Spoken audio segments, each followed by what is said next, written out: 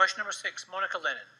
Thank you. To ask the First Minister what the Scottish Government's response is to the reported significant increase in the number of deaths related to drug and alcohol misuse in the last year. First Minister. Well, firstly, I'd like to put on record my deepest sympathy to any family who has lost a loved one through drug use. We recognise that behind these numbers there are individual tragedies and loss of life, which is devastating.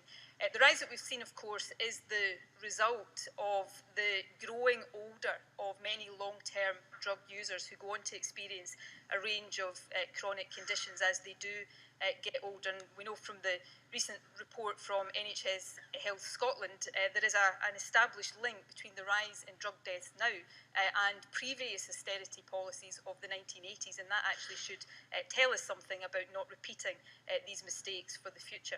Of course, the Scottish Government has a responsibility to act, and we are determined to do that. The Programme for Government sets out an additional £20 million investment for alcohol and drug services, and our new drug strategy will be based on the principle of seek, keep and treat, to recognise that problems of substance misuse must be addressed from a public health perspective. Monica Lennon.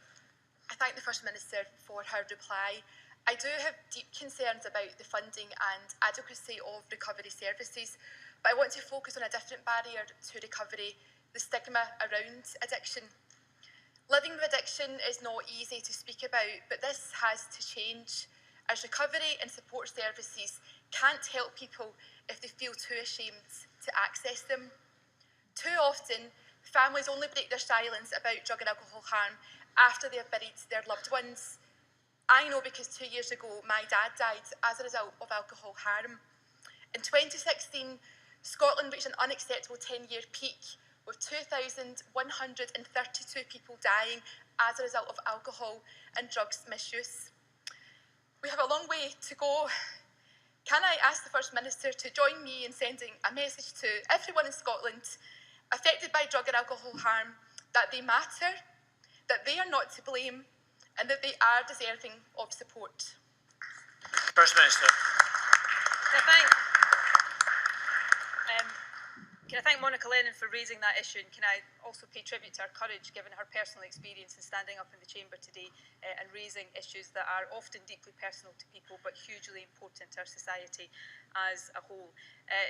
Monica Lennon is absolutely right. First of all, we must see those who suffer from addiction as human beings first and foremost. That's why I ended my first answer by saying we must treat these issues from a public health perspective first and foremost, and that is what our renewed strategy will be seeking to do. And we must make sure, and this is why we have set out plans for additional funding, we must make sure that when people do find the courage to come forward and seek help, that help is there from them, for them, from the services that Monica Lennon has spoken about. You know, these people find themselves with addiction and dealing with drug or alcohol problems often because of other factors in their lives, and it's those underlying factors as well as their needs as human beings that must be absolutely uppermost in our minds. So I would be happy to talk to Monica Lennon at greater length about these issues based on the experience she's shared with us today, but I think all of us across the chamber will agree that that kind of sentiment must be the driving force behind the changes that we're seeking to make. And we'll squeeze in question number 7 from Liam MacArthur.